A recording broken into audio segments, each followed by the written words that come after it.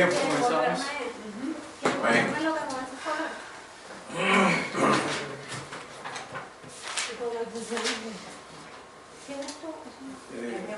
Oremos, amantísimo Padre Celestial. En esta mañana, Señor, venimos aquí, Señor, ante ti, con corazones agradecidos por tu fidelidad. Amén. Señor, que fidelidad es grande, tu fidelidad es por siempre, Señor bendito. Venimos aquí, Señor, con corazones agradecidos por todas las bendiciones que has derramado sobre nosotros, por tu cuidado tierno y amoroso para con nosotros.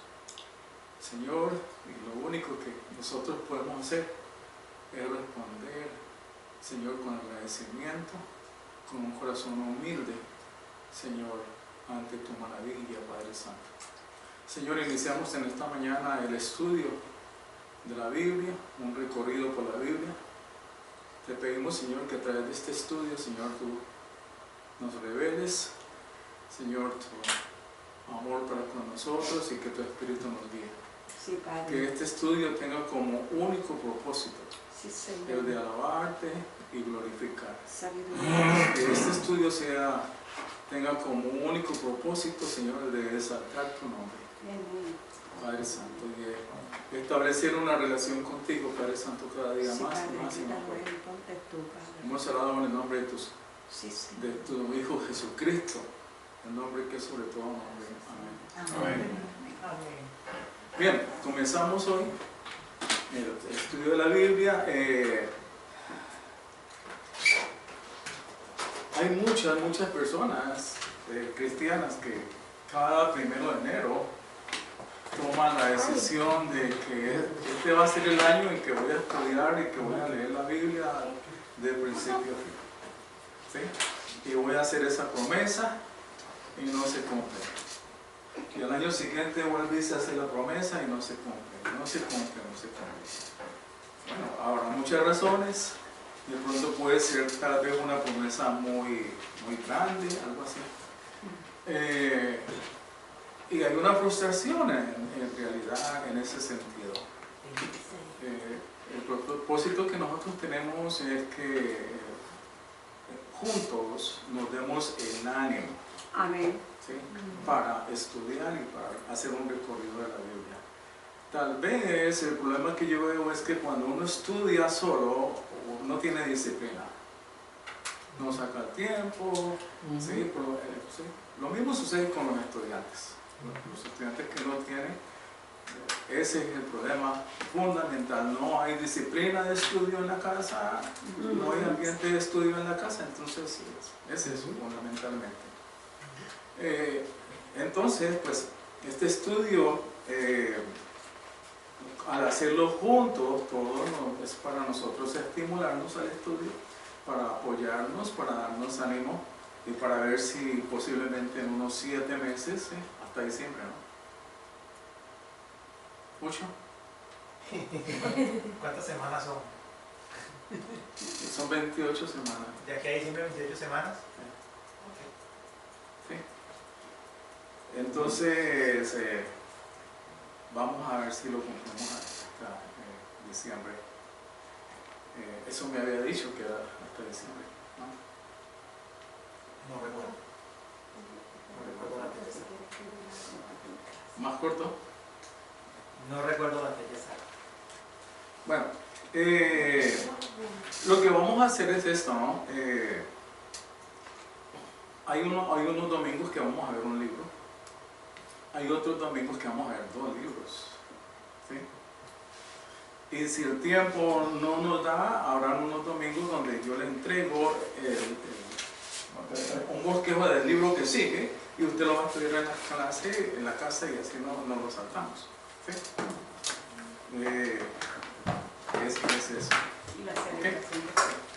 Bien, comenzamos entonces hoy un recorrido por las Sagradas Escrituras de principio a fin con el propósito de conocerlas de una manera fiel, clara y concisa.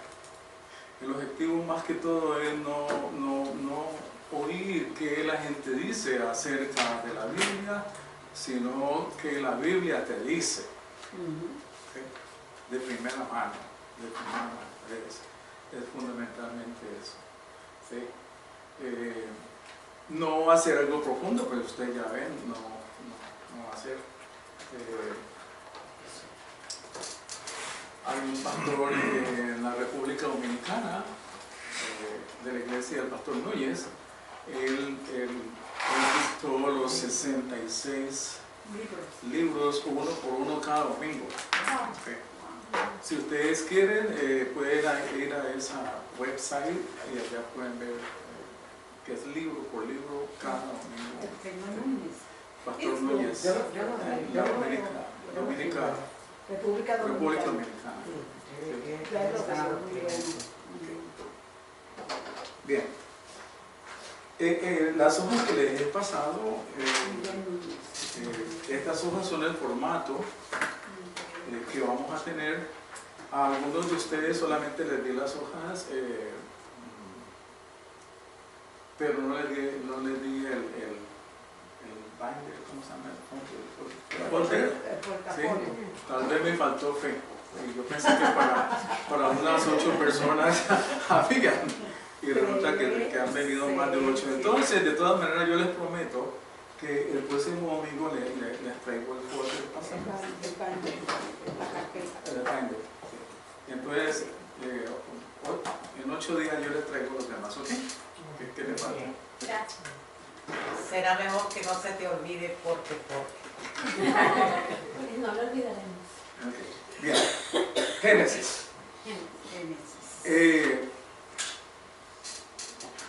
Es el libro de los comienzos. Vamos a seguir todo lo que hay acá entonces en el papel, ¿sí? Vamos sencillamente a seguir. En caso de que haya algo, alguna pregunta o algo, entonces pues ustedes lo hacen. Me gustaría que un poquito que dejáramos las preguntas hacia cuando yo ya haya agotado todo. ¿Sí?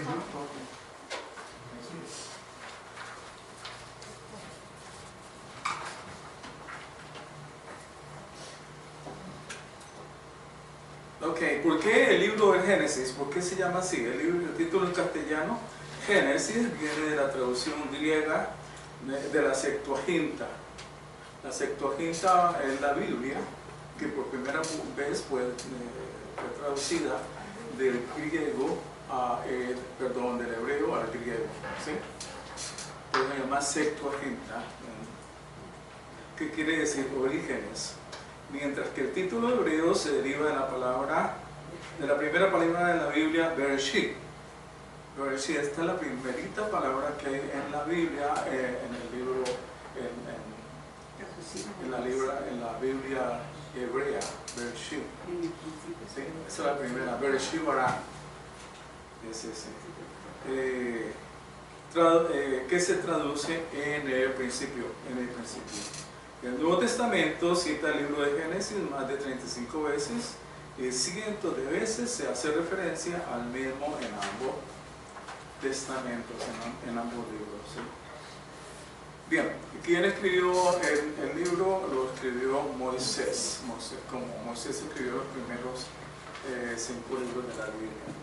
¿Cuál es el propósito de este libro? El propósito de este libro es enseñar a los israelitas el designio de Dios para ellos como nación, a través del trasfondo de la historia primitiva del mundo y de la vida de sus patriarcas. ¿Sí?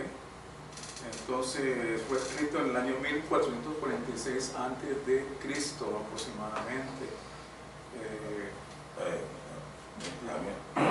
Esa fecha no estará equivocada. Ni estará equivocada. No, le pregunto. Bueno, esa es la fecha que vi en varios comentarios. Hay unos que dicen 1448. No, lo que pasa es que dice 1446 a 1406.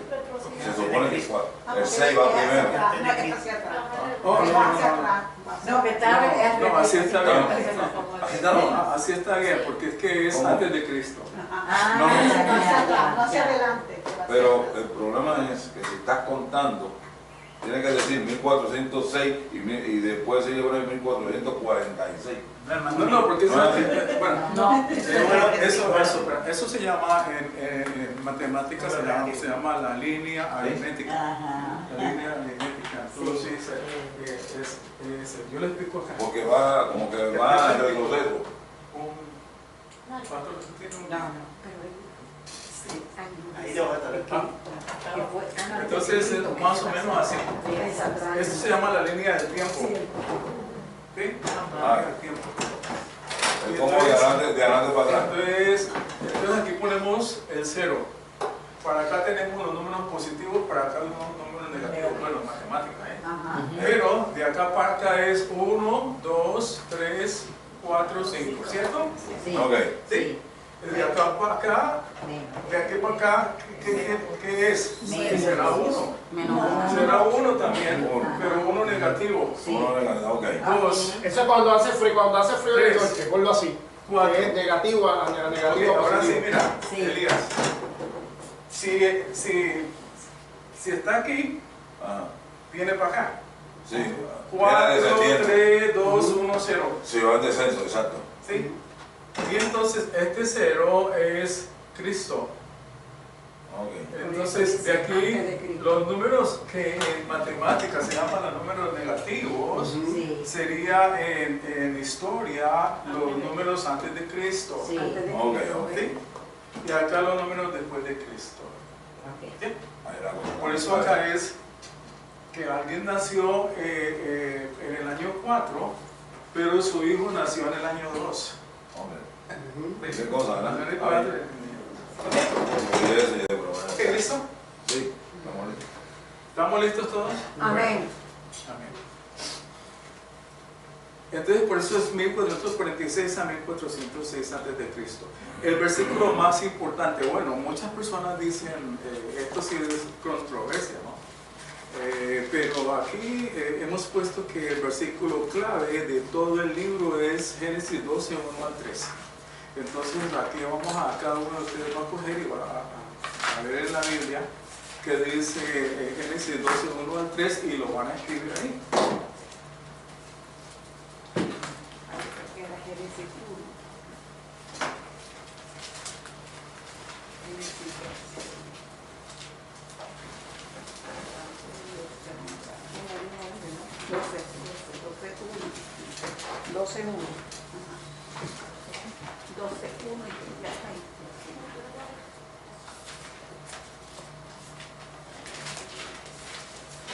Si quieres poco espacio, concentración. Todo según Todo bueno,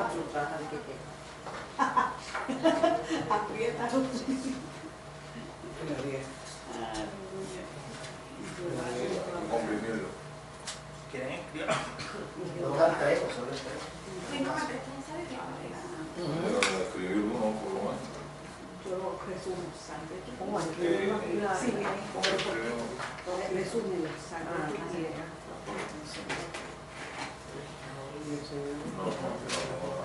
De tu tierra. Parentela. No, te demanda.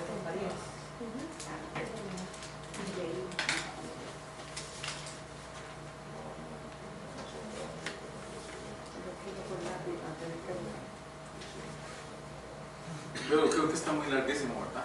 Sí, bastante. Yo creo que no les va a caber. Bueno, de todas maneras, ese versículo vamos a leerlo entonces.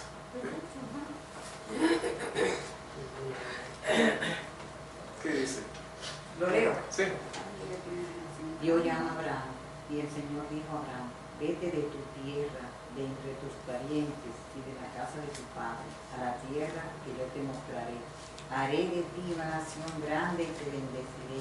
Engrandeceré tu nombre y serás bendición.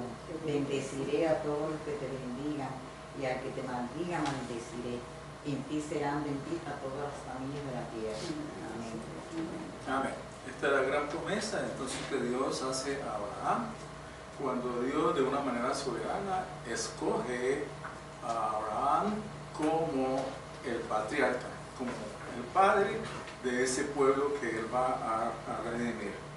Ok, Algunas verdades fundamentales son las siguientes. El libro de Génesis trata acerca de lo que es la redención, ¿sí? Aunque el pecado corrompió el mundo ideal que el Dios de Israel había creado, la redención vendría a través del pueblo elegido de Dios. ¿Sí? Acuérdense que todo esto se resume sencillamente, la relación de Dios con el hombre se hace a través de un pacto, puesto que Dios es un Dios de pactos. La vida de Abraham, Isaac y Jacob ofrecen numerosas revelaciones sobre la naturaleza del pacto de Dios con su pueblo y el futuro. Vamos a estar hablando mucho del pacto más adelante. La vida de José y sus hermanos revelan las formas en que el pueblo de Dios debe relacionarse entre sí y con el mundo. ¿Sí? Bien, ¿cómo dividimos el libro? El libro lo dividimos en dos partes, la sección 1 y la sección 2. La sección 1 es la historia primitiva, donde Dios trata con la humanidad en general, ¿sí? Y va desde el capítulo 1 hasta el capítulo 11. Esa es la primera parte del libro, 1 hasta el 11. Es la historia primitiva, y aquí podemos nosotros ver 4 grandes acontecimientos. El primero es la creación, capítulos 1 y 2. El segundo es la caída, capítulos desde el 3 hasta el 5. El tercero es el diluvio, desde los capítulos 5 al 9. Y el cuarto es la dispersión, los capítulos del 10 al 11, del 10 al 11. Entonces tenemos la creación, la caída del hombre, luego el diluvio y luego la dispersión. La dispersión a raíz de todo el acontecimiento que ustedes pueden ver acerca de la torre de Babel. ¿Sí? Es eso. Después de eso sigue la sección número 2, que es la más larga de todas, ¿sí? Y es la historia patriarcal, la historia de los patriarcas, que abarca desde el 12 hasta el 50. Entonces Génesis es un libro muy extenso, tiene 50 capítulos. 50 capítulos tiene. Entonces, hay mucho que uno ver en estos 50 capítulos. ¿Sí? Vamos a ver algo lo más importante, y ya ustedes en el día de la semana pues van a profundizar un poco más en esto. Amén. ¿Sí? El contexto histórico del libro de Génesis se sitúa en el mundo del antiguo cercano oriente, y su forma final probablemente fue organizada en tiempos de Moisés para una audiencia israelita que salía de Egipto. O sea que el libro fue realmente escrito. Los israelitas, los hebreos para ese tiempo comenzaron a ver este libro antes de salir de Egipto. ¿Sí? El Señor ya los mentaliza para que ellos tengan una idea de por qué es este proceso histórico, y entonces les sirva de guía. Bien. Vamos a ver el resumen. Génesis forma parte de una narrativa continua desde el libro de Génesis hasta el libro de Reyes, ¿sí? Que narra eventos de manera selectiva, desde la creación del mundo hasta la caída de la ciudad de Jerusalén en el 587. Este libro no trata de una historia ordinaria, no se puede ver como un libro científico, no se puede ver como un libro de biografía, no se puede ver como eso, ¿sí? Puesto que abarca esencialmente las acciones de Dios, y es la manera en que Dios se manifiesta a través de la historia de las personas, ¿sí? Puesto que es la introducción a esa gran narrativa que va desde Génesis hasta Reyes y luego al resto de la Biblia, este libro prepara la escena para todo lo que viene a continuación. Los capítulos iniciales son excepcionalmente importantes porque explican cómo se rompió la relación entre Dios y la humanidad y de la forma misericordiosa que establece Dios los planes para redimir a todo el mundo del poder de Satanás. Aunque los primeros capítulos dejan algunas preguntas sin responder, esencialmente la pregunta acerca del origen del mal. Los capítulos 1 al 3 son fundamentales para entender toda la Biblia. Esencialmente los capítulos 1 al 3 fundamentales para entender toda la Biblia. ¿Por qué razón? Porque en estos capítulos, especialmente el capítulo 3, Dios muestra el plan de salvación. Todo su plan, desde el principio hasta el fin. Y eso es lo que va a hacer la Biblia. La Biblia va a desarrollar este plan por el resto de todos los libros hasta el Apocalipsis. ¿Sí? De tal manera que aquí Dios nos da la visión, la fe que nosotros debemos de enmarcar todos los acontecimientos de la Biblia. Todos los acontecimientos de la Biblia que ustedes ven aquí los enmarcamos dentro del plan redentor de Dios. ¿Sí? Su plan redentor, su plan de salvación. El proceso de desarrollo y el proceso de desarrollo de ese plan. ¿Sí? Al inicio de Génesis, los seres humanos son creados para ser vicerregentes de Dios, extendiendo su dominio sobre la tierra a medida que son fecundos y se multiplican. ¿Sí? Dotados por Dios de autoridad para gobernar sobre otras criaturas, los seres humanos son privilegiados por Dios de una manera especial. Sin embargo, en un acto de traición, Adán y Eva son persuadidos a desobedecer por una misteriosa serpiente. Lo hacen con consecuencias trágicas para todo el mundo. Con este trasfondo, Génesis narra cómo Dios, al castigar a la pareja humana, promete mandar a un descendiente de la mujer que vencerá a la serpiente, la cual más tarde resultará ser Satanás. ¿Okay? Conforme Génesis traza la descendencia de Eva, el asesinato de Abel a manos de Caín es el primer indicio de que el dominio del mal sobre el mundo no se afloja, siempre va a ser permanente. ¿Sí? Los humanos demuestran su depravación con una relación superficial, el fratricidio y la venganza desenfrenada, como podemos ver exactamente en el capítulo 4, ¿sí? Que es el que nos narra acerca de la historia de Caín y de Abel y todas las consecuencias posteriores de esto. ¿Sí?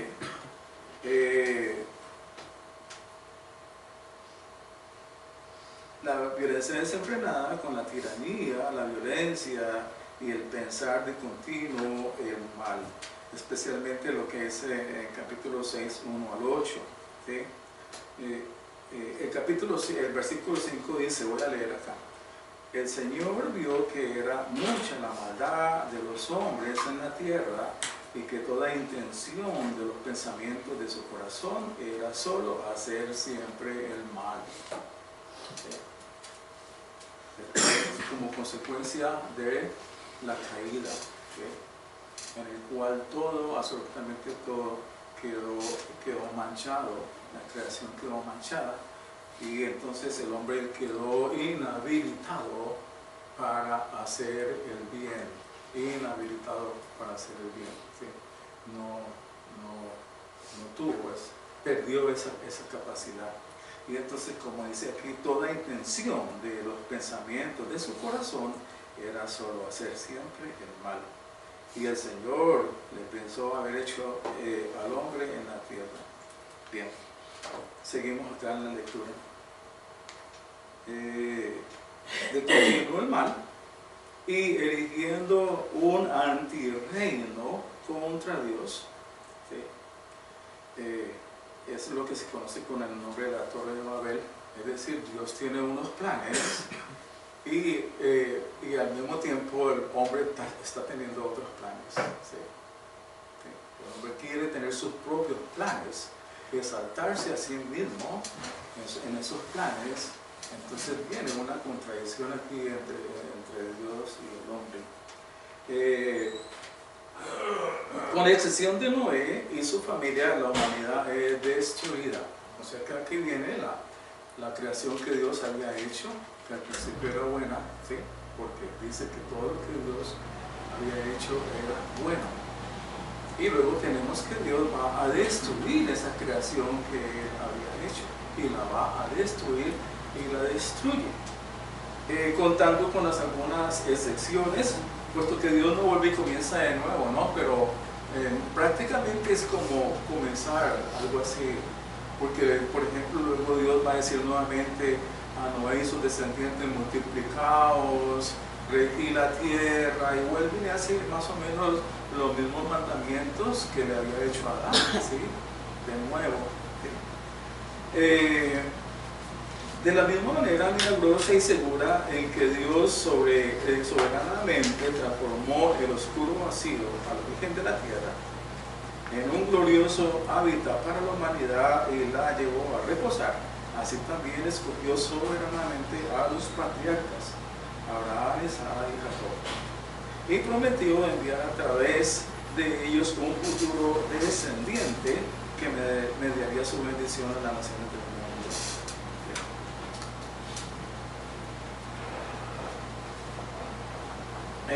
Su bendición a las naciones del mundo. Antes de que Jacob naciera o hubiera hecho bien o mal, Dios reveló que él señorearía sobre Esaú, su hermano gemelo mayor. Dios escogió a Jacob, aunque Jacob engañó a su hermano y defraudó a su padre. Sin embargo, Dios lo escogió a él. Okay. Dios incluso usó los males escandalosos de Judá contra Tamar, y también el astuto ardid de ella. Y esa historia tan oscura era una historia que dio como resultado unas consecuencias que permitieron la preservación de la familia que estaba siendo redimida por Dios, el linaje mesiánico. El Rey Celestial desplegó su glorioso gobierno al preservar milagrosamente a las matriarcas en medio de harenes paganos. Y al abrir sus matrices infértiles, invalidó las costumbres humanas al escoger repetidamente al menor, no al mayor, para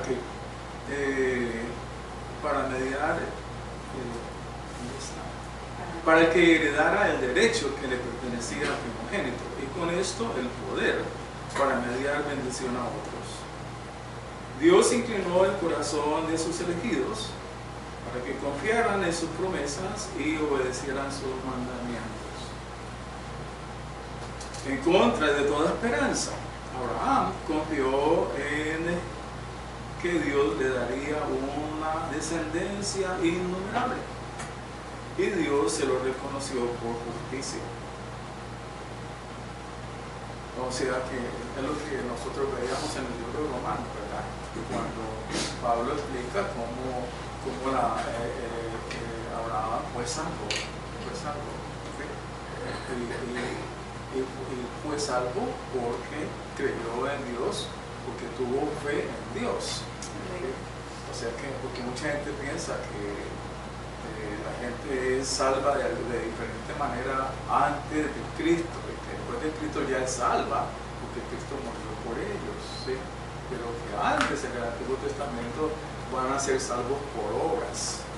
Todo eso es lo que se piensa, y en realidad este versículo Dios declara a Abraham justo, salvo.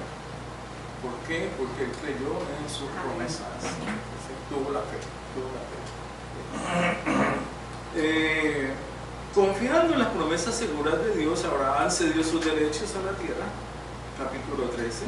Esto se refiere cuando Abraham sale de Ur de Caldea, donde él vivía, ¿sí? Su familia, y el Señor le dice que él le va a mostrar otra tierra, y Y Abraham sale sin saber prácticamente ni a dónde iba. ¿Verdad? Tiene dirección. No sabía a dónde iba, sin embargo, él le creyó a Dios. Abraham cedió sus derechos a la tierra. Y Jacob, aferrado solo a Dios, tras haber recibido el nuevo nombre de Israel, de manera simbólica le devolvió la primogenitura a Esaú. Al comienzo de la historia de José, Judá vendió a José como esclavo.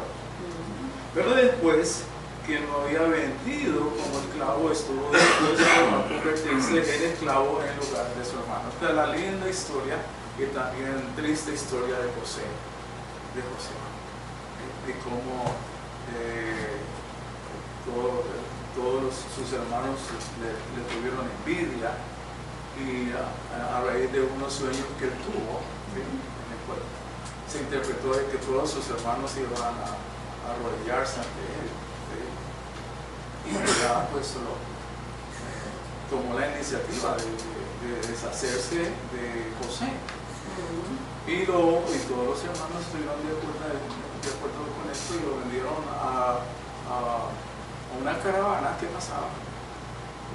Bueno, antes tuvieron la idea de matarlo, ¿no? Pero Rubén persuadió a sus hermanos de no matarlo.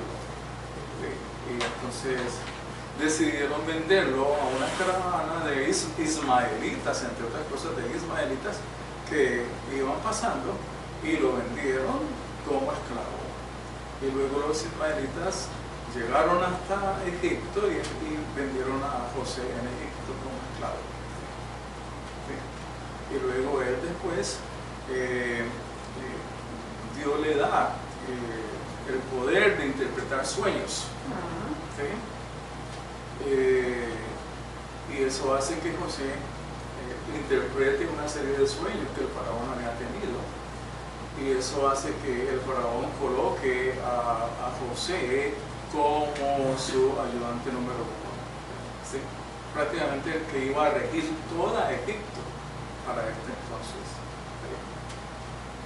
¿Sí? Bueno, seguimos. Pero después que lo había vendido como esclavo, estuvo dispuesto a convertirse en esclavo en lugar de su hermano. Es decir, aquí se está hablando de Judá, que luego Judá, quien se había comprometido a traer a Benjamín ante José, pero su padre le había dicho, Jacob, el padre de todos ellos, le había dicho, tú no te vas a llevar a Benjamín de regreso para Egipto, porque ya perdí uno, ya perdí a José, porque él no sabía que José todavía vivía. Y dice, no te vas a llevar a Benjamín, que es mi hijo precioso. Entonces, cosas, porque era el hijo precioso. Más o menos era el favorito, ¿no? Era el favorito, ¿por qué? Porque era el hijo de la mujer amada. Exacto, era el hijo de su mujer amada, la mujer que él siempre amó, Raquel. Y Raquel solamente, entre otras cosas, ¿cuántos hijos tuvo Jacob? 12. ¿12? No, 13 con Dina. 13. 13 hijos con Dina. Lo que pasa es que Dina no la ventana, pero Dina fue hija de Lía. ¿Sí?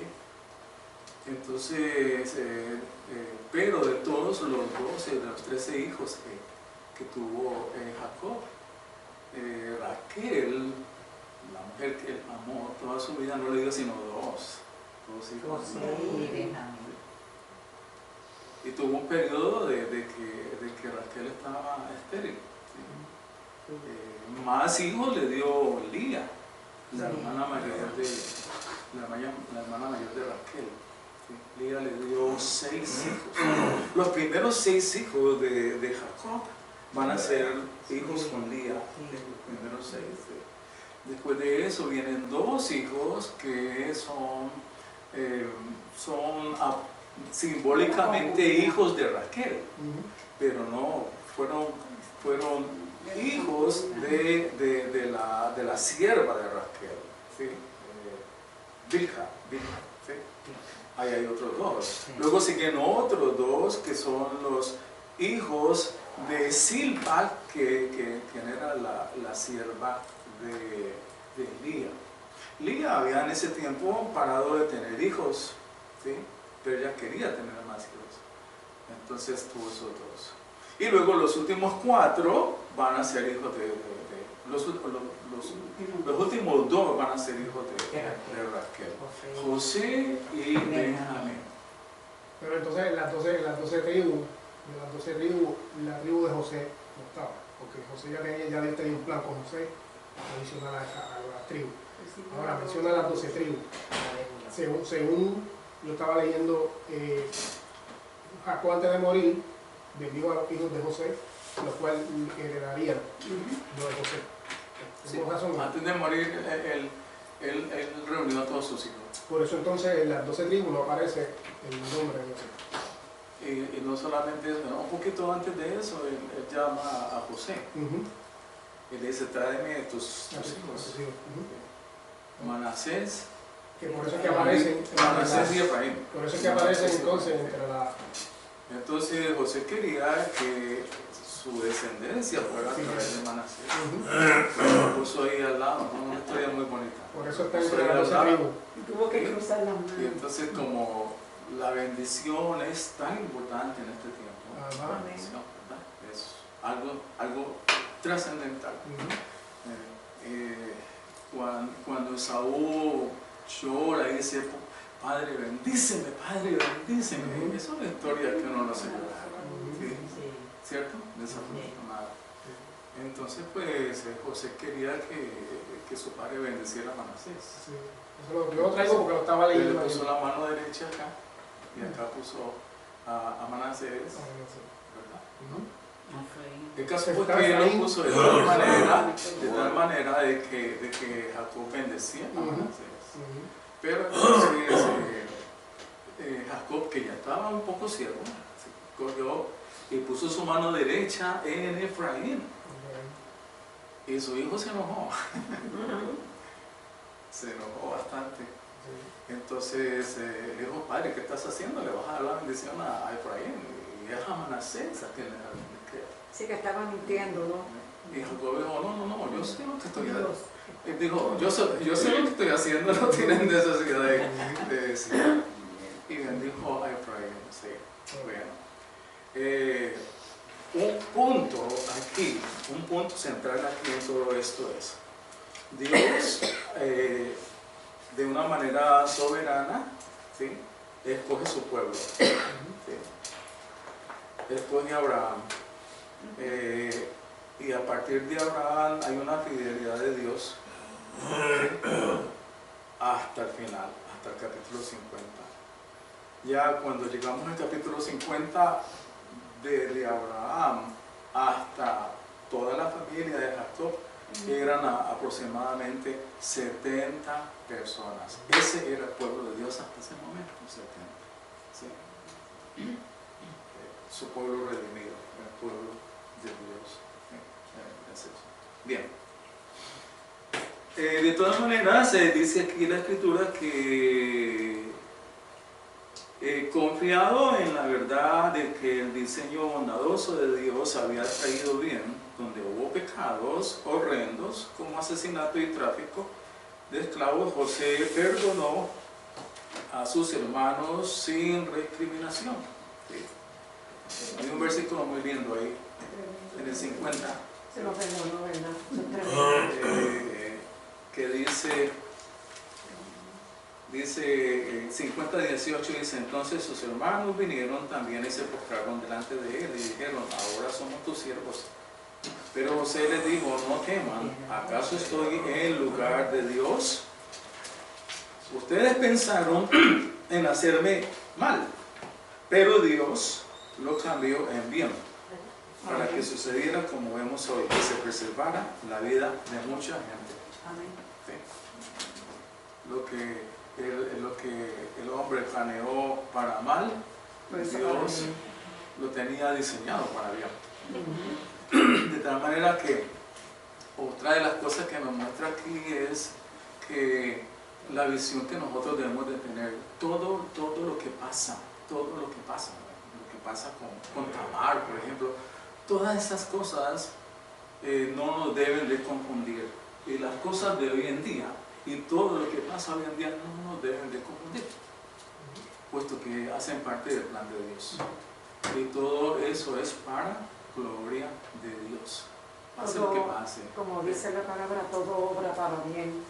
Porque no podemos afanarnos. Todo obra para ¿verdad? bien. ¿De quiénes? De Dios. Los que aman a Dios. ¿Y qué más dice? Mira, los que aman a Dios. Yo digo que los misterios de Dios nadie los conoce. No. Porque ahora mismo, esa muchacha que no era estéril y no podía tener hijos. Sin embargo, fíjate, porque no podía tener hijos y tenía que adoptar uno. Pero al adoptar uno, pues Dios le, en vez de darle uno, le da dos. No sé. ¿Verdad? Sí, así pasa. Bueno, este es el formato que vamos a usar casi siempre, ¿no? Amén. El formato, ¿sí? Y siempre vamos a tener una partecita acá que se llama Cristo en Génesis. Cristo en Génesis. ¿Por qué razón? Siempre vamos a tener una parte donde dice Cristo. ¿Sí? ¿Por qué razón? Porque todos los libros de la Biblia se perfilan a Cristo. ¿Sí? Porque es el desarrollo, todos los libros de la Biblia son el desarrollo del plan de salvación, de redención de Dios que culmina en la obra de Cristo. Por eso, dice aquí, por ejemplo, lo que comienza en Génesis se cumple en Cristo. El paraíso perdido por el primer Adán es restaurado para siempre por el último Adán. Dios mismo proclamó que la simiente de la mujer destruiría a Satán. Génesis 3:15. La genealogía, iniciada en el capítulo 5 y avanzada en el 11, se completa con el nacimiento de Jesucristo. Él es la simiente suprema prometida a Abraham. Los elegidos son benditos en él, porque solo él, por su obediencia activa y pasiva, satisfizo las demandas de la ley y murió en lugar de ellos. Todos los que están unidos a Cristo por la fe son descendientes de Abraham. Las profecías audaces y los tipos sutiles de Génesis muestran que Dios está escribiendo una historia que lleva al reposo eterno en Cristo. En el umbral de la profecía bíblica, Noé predijo que los jafetitas encontrarían salvación a través de los semitas, una profecía cumplida en el Nuevo Testamento. El regalo de una esposa a Adán provee una imagen para entender el regalo de la iglesia a Cristo. ¿Sí? ¿Ven ahí esa semejanza? ¿Sí? María, ¿no estás usando los es que se me marcan por la otra parte, entonces preferí usar el lapicero. Suavecito, algo suavecito, marca duro, ¿verdad? No sé. A mí no me sale, aquí no sale. ¿No te sale a ti? No, Ah, será que yo lo estoy haciendo muy mal. duro, ajá. Ya, yo después lo rectifico. Ok. El sacerdocio de Melquisedec es como el del Hijo de Dios. Esta sagrada historia tan maravillosamente unificada certifica que el enfoque de Génesis es Cristo. En la siguiente parte vamos a hacer una actividad.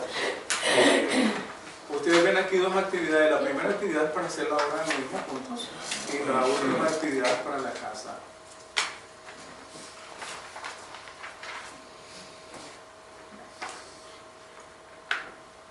Bien, entonces la primera pregunta va a ser para Elías y su esposa. La segunda pregunta va a ser para Elizabeth y Dora. La tercera pregunta va a ser para María y Wilma. Puerta para La segunda es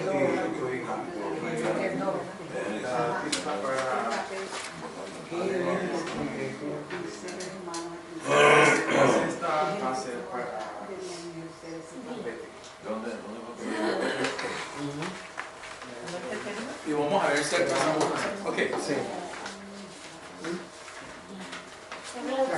¿Cuál fue la que me tocó a mí, Fernando? La cuatro. Perdona, la 4.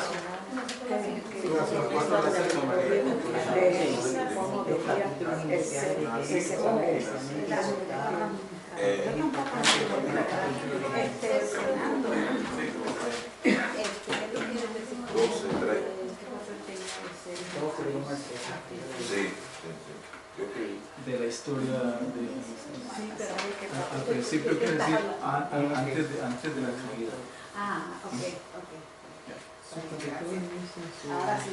¿Entienden la pregunta? Sí.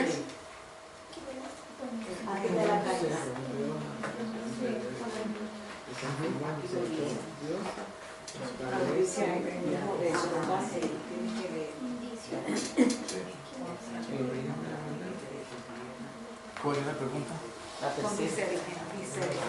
¿Cómo se cumplió la relación? ¿Qué evento fue? ¿En qué evento concreto rompe la relación con el hermano?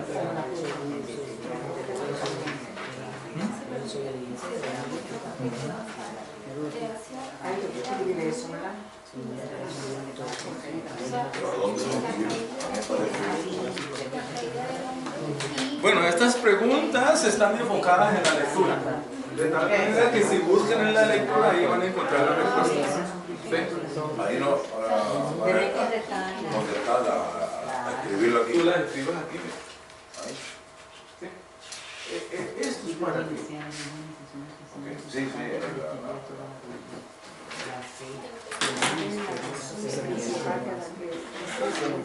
Estamos hablando de 12, que es uno de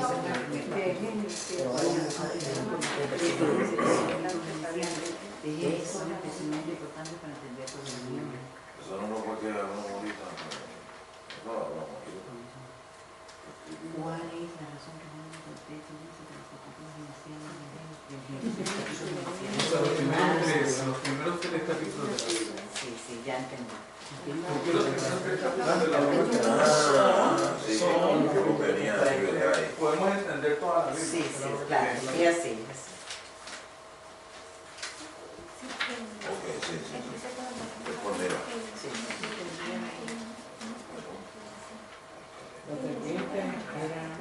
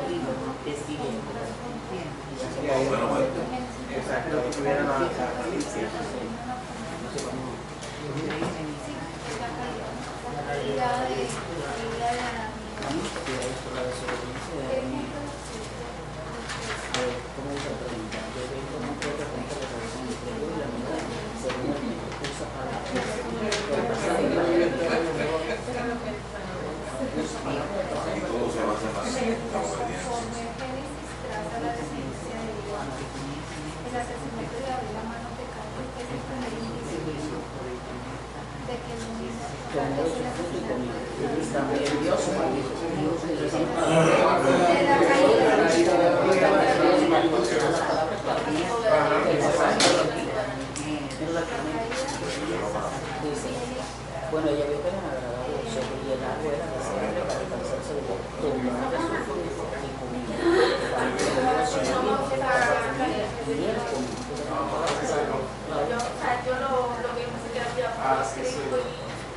Era que no dice que era la Biblia.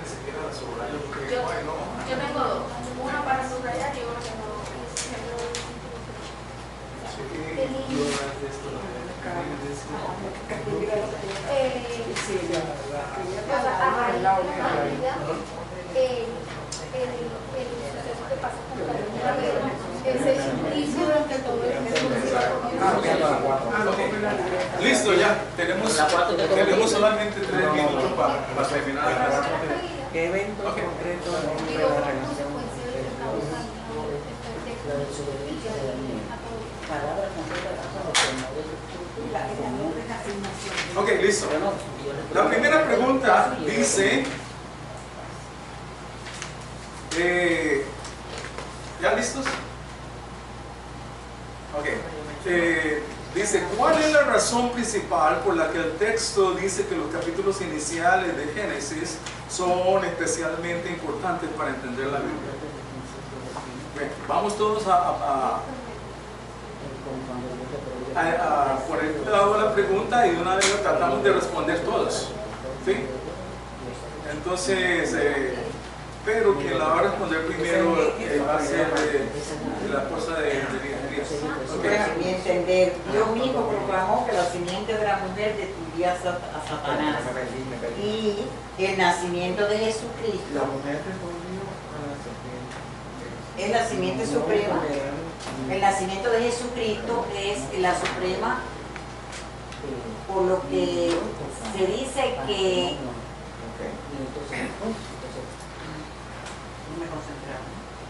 Ajá. Y el nacimiento de Jesucristo es la culminación de ese proceso. De ese proceso que la mujer destruiría a Satanás. ¿Está bien así? Sí.